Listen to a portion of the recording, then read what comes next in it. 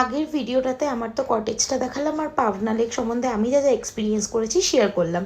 এবার চলো তোমাদেরকে বিকেলবেলায় মানে সানডাউন যখন হয় সেই লেকের আশেপাশটা তোমাদেরকে একটু ঘুরিয়ে দেখাই, আর আর কি কি ফেসিলিটি আমরা ওখানে পেয়েছিলাম সেগুলোও চলো একটু দেখিয়ে নিই। এই দেখো, এই হচ্ছে লেকটার ভিউ। এই সামনে এগিয়ে গেলে লেকটা পাবে, একটা পাহাড় রয়েছে, খুব নিস্তব্ধ নিরিবিলি একটা জায়গা। যদি শহর থেকে দূরে একান্তে নিরিবিলিতে কাটাতে চাও বিকেলবেলায় এই লেকের পাড়ে এসে সেটা তোমরা করতেই পারো।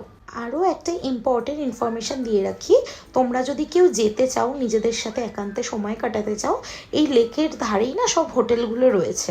তো মোস্ট প্রবলি সব হোটেলগুলোই সিমিলার, ঠিক আছে? তো নতুন ওখানে কনস্ট্রাকশানের তো কিছু নেই, সব ওই নর্মাল কাঠ দিয়েই তৈরি করে, আর ওপরে অ্যাসবেস্টার দিয়ে রাখে। সন্ধে নামার পরেই না ওখানে কিন্তু বেশ মশার উপদ্রব, আর দ্বিতীয়ত প্রচণ্ড ঠান্ডা লাগে। তো সেক্ষেত্রে তোমরা একটা হালকা স্টোল ক্যারি করো, বেশ ঠান্ডা লাগে। আর ওনারা যে খাবার দাবার দেয় সেগুলো নো ডাউট ঘরোয়া খাবার, ভালোই মোটামুটি, কিন্তু মহারাষ্ট্রিয়ান টেস্টের ওপর পাবে। তো যেটা করো সেটা কিনা কিছু স্ন্যাক্স বা কিছু রেডি টু ইট যে খাবারগুলো হয় সেই ধরনের খাবারগুলো ক্যারি করো। সন্ধে নামার পরপরই রিসর্টগুলোতে বেশ লাইটিং ফাইটিং করা থাকে, ফটো তুলতে পারো। বেশ ইনডোর কিছু গেম থাকে, যদি ফ্রেন্ডরা মিলে সবাই মিলে যাও সেখানে সেগুলো খেলতে পারো। ক্যারাম বোর্ড থাকে, এই দেখো এখানে যেরকম ডিজে বাজানো হচ্ছিল, বাট সবটাই না খুব ফ্যান্সি নয়, মানে গ্রাম্য পরিবেশে যেরকম হয়ে থাকে সেরকম। আর ওই ওরা বলেছিল যে বারবিকিউ পাবে, ভেজ নন ভেজ বারবিকিউ দেবে, বাট আমরা যেটা নিয়েছিলাম সেটা লিমিটে। আনলিমিটেডের আমি জানি না, ওখানে কিছু আমি সেরকম একটা দেখতে পাইনি, বাট ঠিকঠাক সন্ধ্যে থেকে খাবারগুলো ঠিকঠাক। বাট ওটাই ব্যাপার, যদি তোমার মহারাষ্ট্রিয়ান টেস্ট খুব ভালো লাগে তোমাদের, তাহলে তোমরা নো ডাউট এদের ওপর ভরসা করেই যেতে পারো। বাট আমাদের খুব একটা মহারাষ্ট্রিয়ান টেস্ট পছন্দ হচ্ছিল না। তো যাই হোক, একটা দিনের ব্যাপার ছিল, আমরা অ্যাডজাস্ট করে কাটিয়েছি।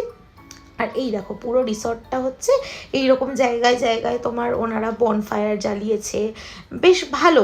মানে সন্ধ্যের পর থেকে জায়গাটা বেশ ভালো, বাট সকালের জন্য একদমই আমি ভালো বলবো না, কারণ প্রচণ্ড গরম থাকে একদম। তার উপর অ্যাসবেস্টারের ঘর যেহেতু, তো আর এসি নেই, প্রচণ্ড মানে গরম থাকে। আর যেহেতু তোমার সন্ধেবেলায় এতটাই ঠান্ডা হয়ে যায় জায়গাটা, তো ওদের যে ফ্যান ট্যানগুলো থাকে খুব একটা স্পিড, মানে ফ্যানের যে স্পিড সেগুলো আমি দেখতে পাইনি। আর দ্বিতীয়ত যেহেতু ওখানে পার্মানেন্ট কোনো বাড়ি নেই বা কিছু নেই, কাঠের সবটাই, তো ইলেকট্রিসিটিও না বেশ অনেকটাই মানে লো, মানে বেশিরভাগ সময় আমি দেখছিলাম লো ভোল্টেজ আর কি ছিল। তো যাই হোক, এইভাবেই আজকে সন্ধ্যেটা ভালো খারাপ দিয়ে আমরা কাটালাম। বন্ধুবান্ধবের সাথে গেছিলাম, বারবিকিউ নিয়ে বেশ মজা হয়েছে। সন্ধেবেলায় মানে বনফায়ারে আমরা খুব এনজয় করছিলাম, নিজেদের মতন সময় কাটিয়েছি। এইভাবেই পাবনা লেকটা বেশ ভালোই কাটলাম। আর জানো তো, লাস্টে একটা জিনিস দেখতে পেলাম, সেটা হলো ওই যে লেকটা ছিল, ওই যে দেখো দেখতে পাচ্ছ ওটা পুরো দাবানল হচ্ছে। তো আমি পাবনা লেকে গিয়ে প্রথমবার জীবনে দাবানল দেখলাম সচক্ষে। তো প্রথমে ভাবছিলাম হয়তো লাইট ফাইট কিছু একটা জ্বলছে, তারপরে আস্তে আস্তে ওখানেই যেহেতু বসেছিলাম তো দেখতে পেলাম না ওটা বাড়ছে জিনিসটা। তো আমার এক বান্ধবী বললো ওটা দাবানল। তো ওই যে বললাম না যে দূরে দূরেও দেখো তোমরা দেখতে পাবে প্রচুর হোটেল, এই লেকটা বরাবরই সব হোটেলগুলো। তো চলো পাবনা লেকে এই ভিডিওটা এখানেই শেষ করছি, আর তোমরা সবাই খুব ভালো থেকো, সুস্থ থেকো। দেখা হচ্ছে পরের একটি ভিডিওতে। টুডলস।